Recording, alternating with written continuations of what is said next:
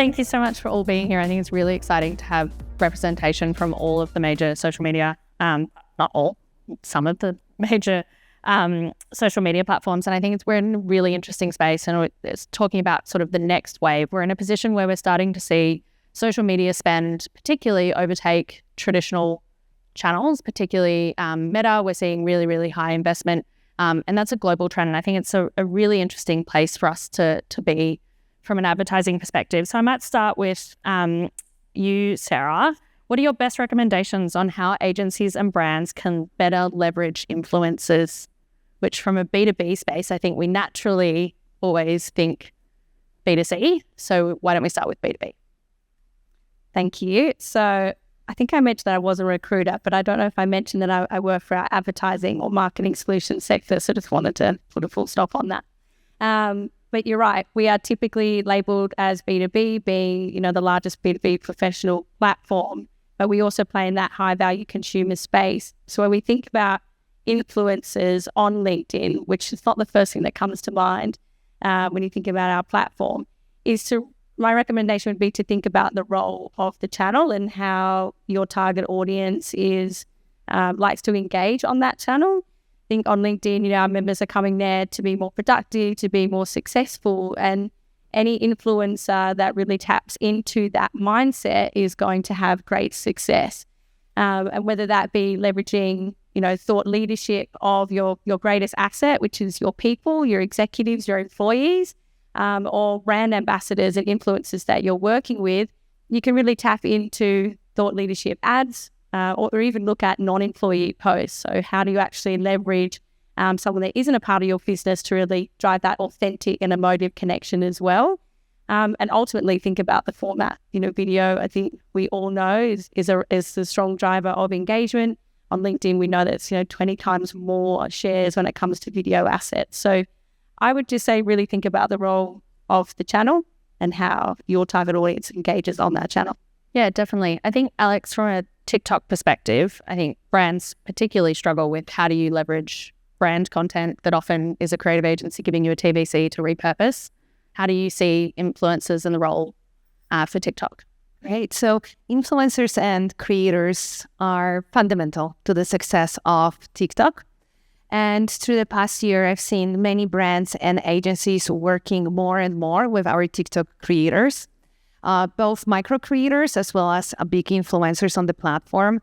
And in the last year's economic report that TikTok recently published, I believe it's more than a quarter of businesses that are on TikTok that engage in a formal collaboration with a creator. So now I think one of your questions was about recommendations. I have 3 after speaking with some of our creators. And the first one is that is to ensure brand alignment whenever you're looking for a creator. So always check what sort of content they are producing on the platform and what's they're following. Number 2, also make sure that you're clear on deliverables. So creators don't really like open briefs. And also share what are the do's and don'ts that you want to see in the content that they are producing. And the last one that almost all of them highlighted, and they wanted me to say it today, don't be too prescriptive, right? So have a brief, but also acknowledge that as a creator, they need that freedom to interpret the brief and to create as well. So they don't consider themselves actors. They do want to have the freedom when they create for you. So I would say those are the 3 main tips. And one of the most common questions that I get from agencies is how to find creators on TikTok. So we do have a platform. It's called TikTok Creator Marketplace. It's basically a collaboration platform between brands and agencies and the creators that will give you access to 800,000 creators from around the globe. It's pretty simple. You use the search function to look for the creator with a specific content, specific demographics, specific performance metrics, submit a brief, and the creator can assist you from the concept to the creation. One of the success stories we've had recently was with Forever New that used the TikTok Creator Marketplace. They were launching a new line of clothing, and they really wanted a creator for every piece that will tell a unique story and also demonstrate their personal style. The ads and the content performed really, really well. I think when we look at metrics, which is obviously something that our clients care about, the ads generated a better video click-through rate, I think by 10%, and the lower CPC. So for all of those that want to give TikTok a try and are looking for creators, again, TikTok Creator Marketplace, that would be the platform for you. I think it's a really interesting one of sort of giving them a brief, but giving them some flexibility into be themselves. Christy, from a meta perspective, how do you see sort of bringing influencers into, I guess, advertising? Yeah, so like some similar recommendations, I think, to Alex. But, if we think about the influencer advertising marketplace, it's set to be $35 billion this year. So I think it's really important to now think of influencers or creators, as we like to call them, as not just an add-on or a test budget. They're actually a real line on a plan now.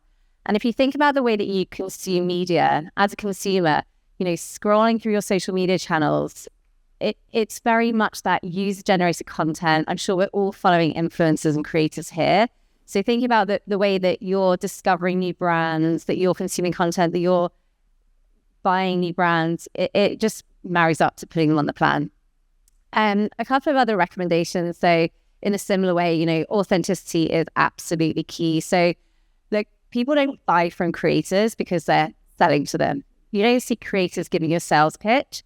People buy from them because they love, respect the person that they're watching, whose content they're watching. And so the creator really needs to work for the brand that they themselves like, love, use.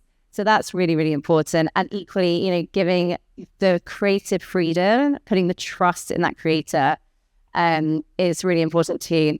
And then just one other thing to consider as well. So for any brands that are looking to expand to new markets, creators are an amazing way to do this. So we have so many Aussie creators that have huge followings in other markets. So a great way to get local brands, domestic brands out to the rest of the world.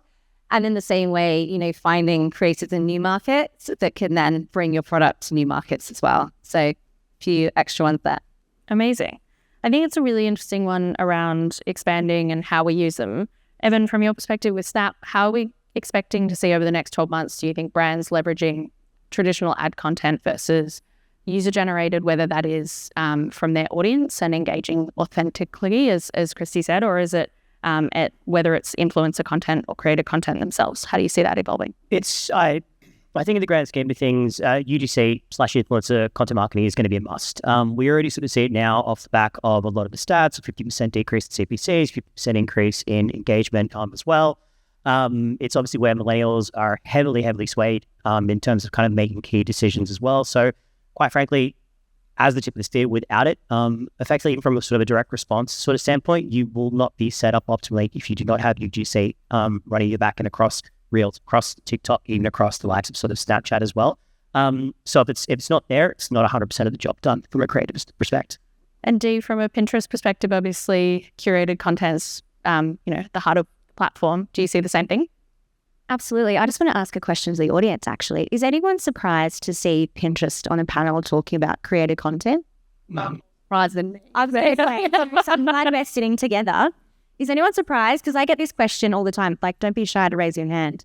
I get questioned on this all the time when we're looking at content to appear as part of campaigns on Pinterest. Can I use UGC content? Can I use created content?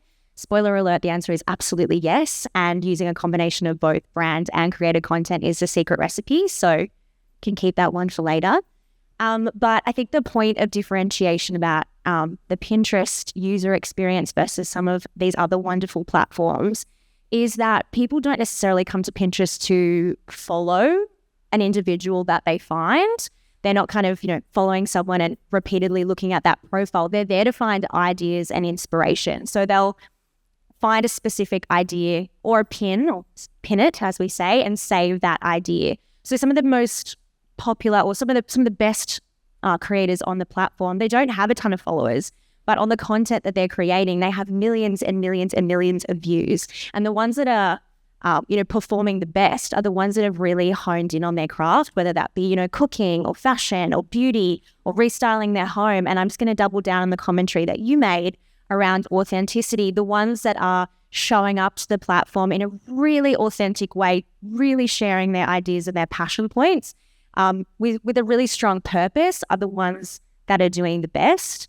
So I think for brands, it's really important to think about that authenticity piece. How can I select a creator in the future to support my brand assets that I'm going to be running on various social platforms? How can that creator showcase my brand or my product in a truly authentic way?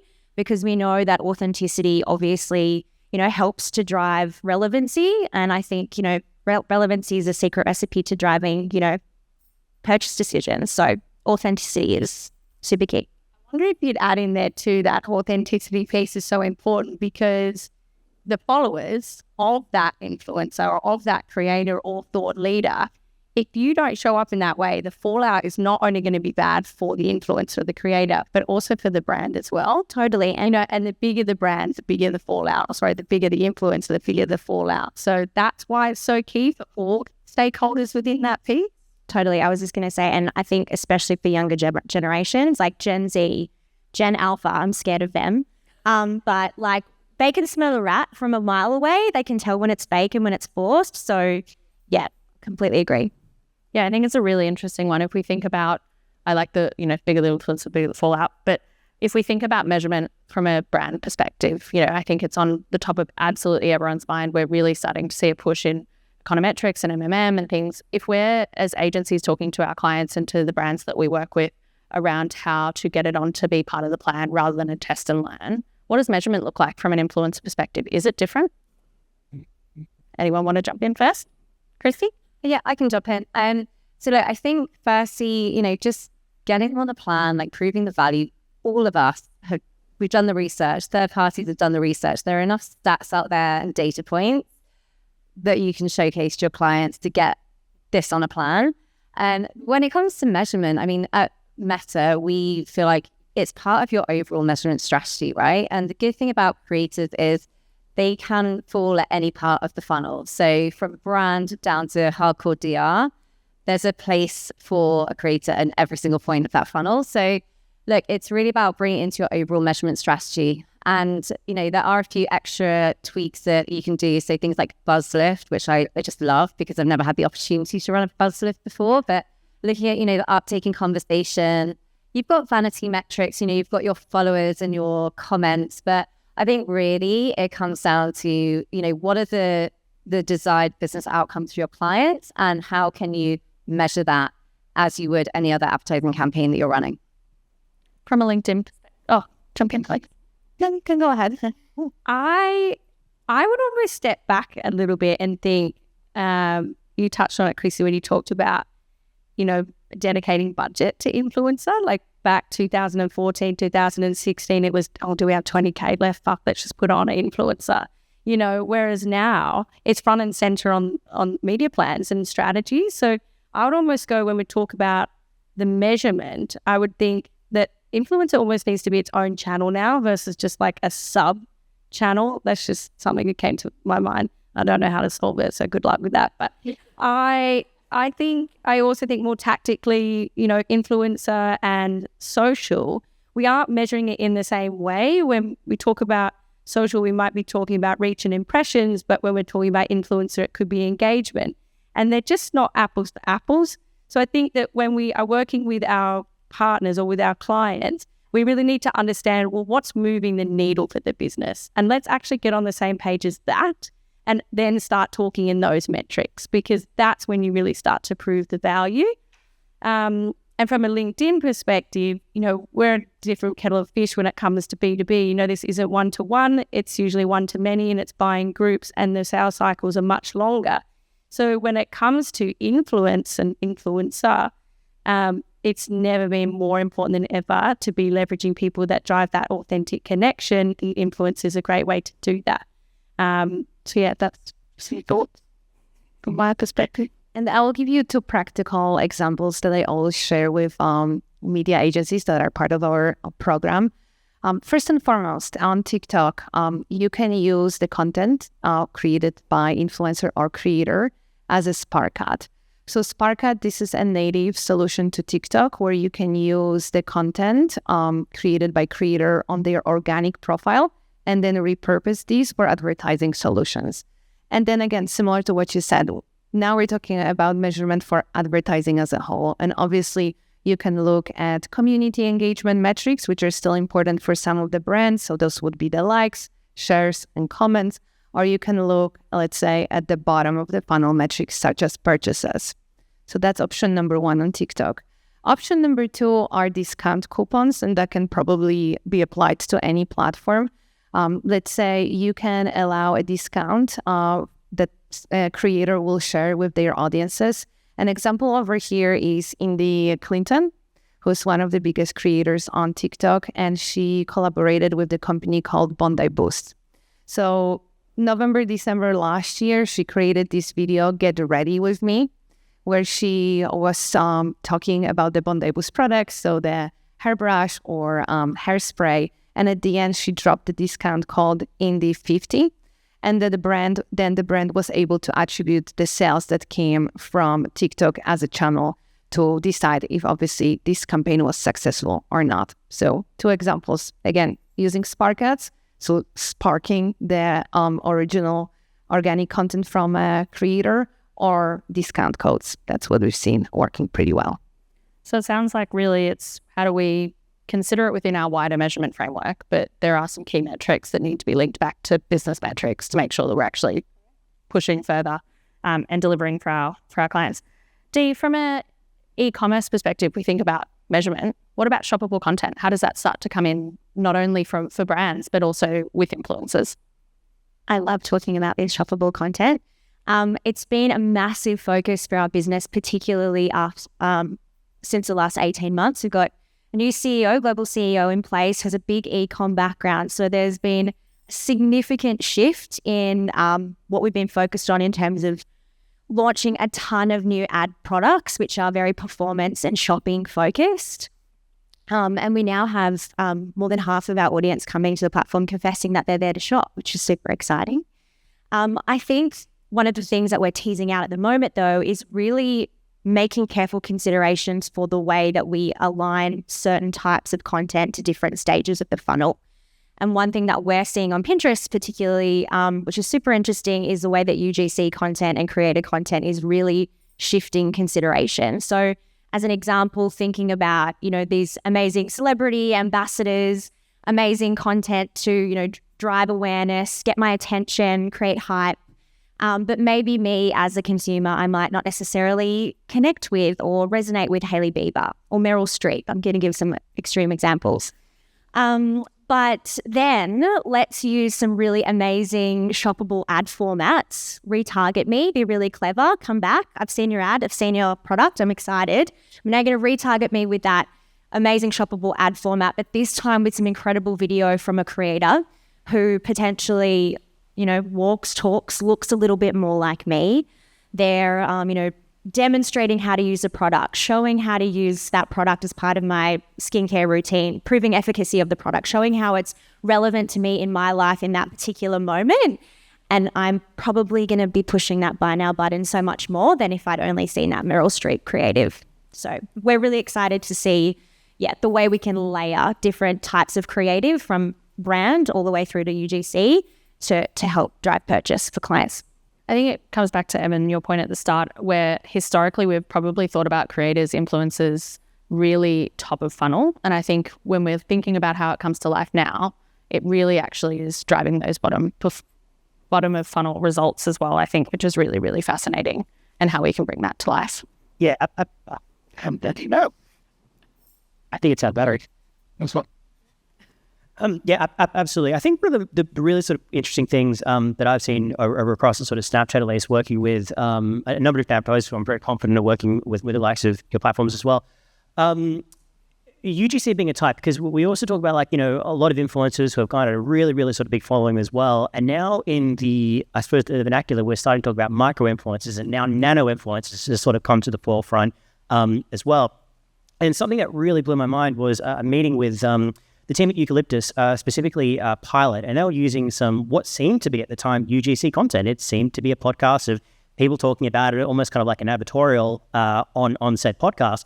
And it seemed quite a bit of funny content. I was really sort of engaging with it as well. And I turned to the marketing manager. I said, well, who is that podcast? I've actually never seen them. It goes, it's not a podcast. It's literally just designed to be UGC sort of looking content as well. And we just still find that to be the most engaging sort of thing on top. So I think off the back of that, what's going to be really interesting to see is absolutely you get into sort of the influencer space as well. But this whole sort of area of just UGC looking content is kind of opening up on top as well, where brands are just creating influencers by themselves. And I kind of make the joke, it's kind of like Hollywood. We're eventually going to see a world where it's almost going to be like a Shoppywood sort of thing, where it's going to have, all your sort of essentially kind of actors and actresses. And we see this with the likes of High Smile, for instance. They've got the ginger sort of bald guy.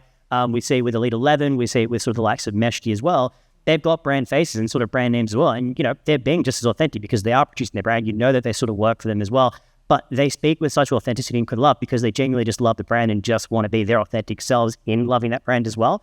So it's kind of like, it's kind of sort of shifted my mindset just sort of a little bit, but I think sort of case in point, whether it's influencer that's, made it on their own or an influencer that's sort of being brand built, there's so many other variations that you can kind of look at as well when it comes to UGC content.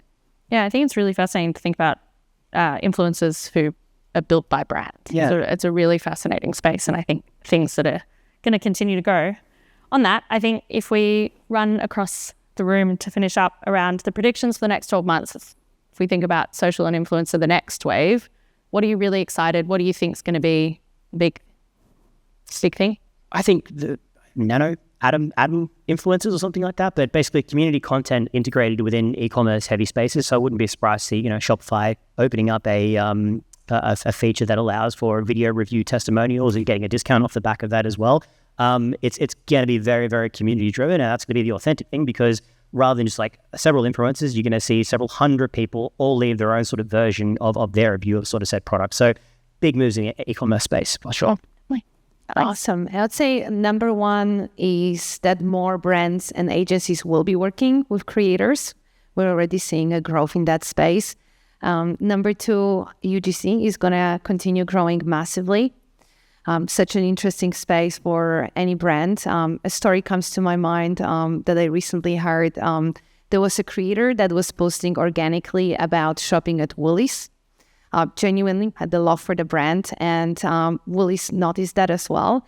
And then they ended up partnering with him exclusively to create content, something to you, which you were mentioning. There was another staff at Woolies that also was creating UGC content, just behind the scene videos, something that resonates very, very well with our platforms. Again, that authentic type of a content. That person is right now working at the marketing team at Woolies. So I feel we're going to see more and more of that. And then the last one from the agency perspective, what I've noticed is, again, the agencies we work with, they are either starting to add a creative arm to their media buying business, or they are looking for a creative partner, not only to create video assets, but then also make it easier for brands to choose the right creator, because it can be a little bit overwhelming for brands as well to choose from 800,000 creators on TikTok. So then they will be looking to you as an agency to guide them through this process. Actually, just going back to what you were saying about the Woolies and the creator being discovered by Woolies, last week at Fashion Week, there was a creator who was representing Coach at Fashion Week, and it's because they had been posting about Coach the brand, had been loved the brand, had been producing content, and Coach actually reached out and they walked in their fashion show. So it's a really amazing way that we're seeing this sort of evolution of, brands going out and seeking creators, but actually creators are kind of seeking brands themselves. So yeah, definitely agree with that. And then the other thing, just show of hands here. Does everyone follow an influencer? Put your hand up if you follow someone who's a creator or influencer. Okay, most of the room. So predictions, yes, I totally agree. We're going to see more brands collaborating with creators. We're going to see more time spent from consumers with creators. Anyone follow an AI influencer?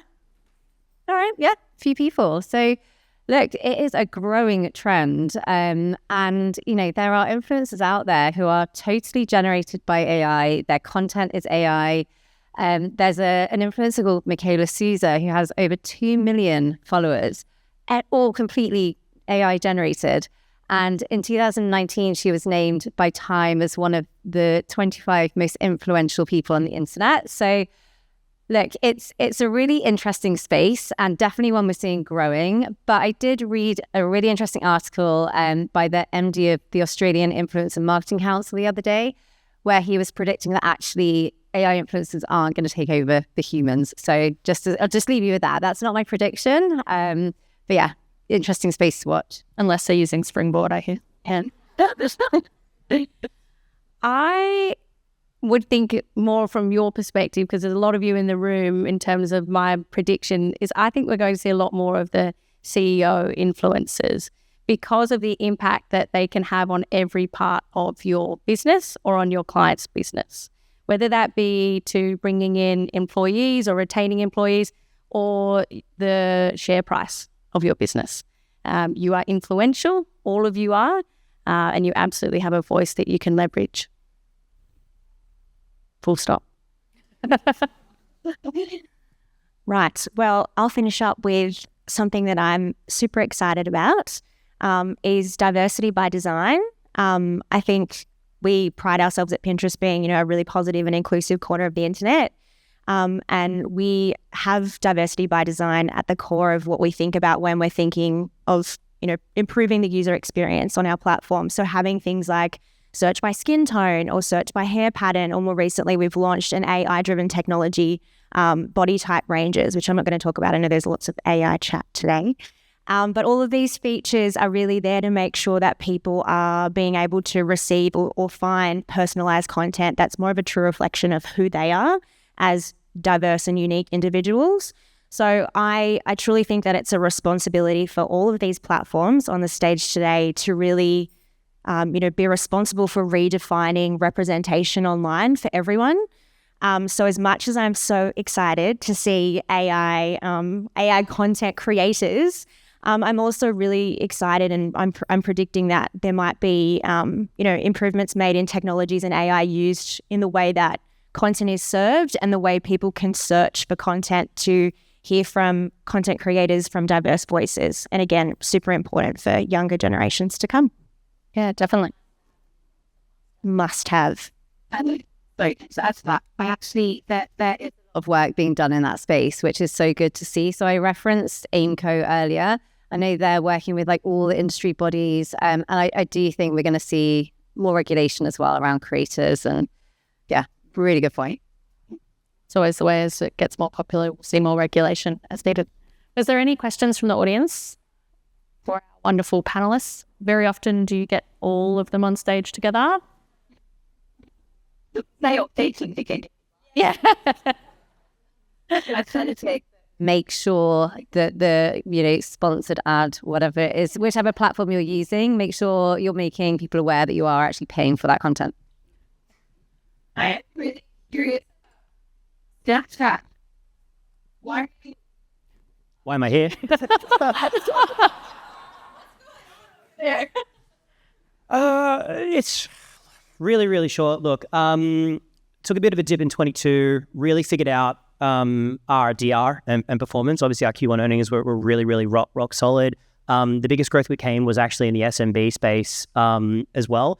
I think the issue with Snap primarily, at least in sort of 2022, was we didn't adapt quick enough to play by attribution advertiser rules. So I was saying, hey, we're doing a great job. And it's like, we see nothing on our end. We've since switched that. And the growth has been really, really good. So again, the likes of HighSmile, Meshki, Princess Polly have all come back, all seeing really, really great results as well, which has been really powerful to see. So we're just building back up as well. But I think the big thing is, now that we've sort of found our feet, really sort of understood who we are, being a very foremost communications app, we're something very different. I don't consider any of these guys here an actual competitor in that it's a very, very different offering. And to be fair, it's next to smash it out in those content platforms, because you're creating conversation and then having the chats on Snapchat as well. We're all one ecosystem. We all work really, really well together as well. And that's the pet peeve where it's like, I'm just going to do Google today. It's like, okay, all right. Living proof that you all worked well together in a row. thank you? Amazing. Thank you so much for your time.